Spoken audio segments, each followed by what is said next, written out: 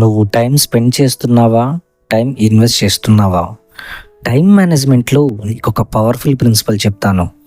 సాధారణంగా 8 hours sleep, 8 hours office, 3 hours enjoyment, 5 hours ఫ్యామిలీతో time spend చేయడం. ఇలా ఈ 24 అవర్స్ ఒక సగటు మనిషి దినచర్య. నువ్వు కూడా ఇలాంటి షెడ్యూల్ ఫాలో అవుతూ టైం సరిపోవట్లేదు అని ఉన్న దగ్గరే ఉండిపోతున్నావా?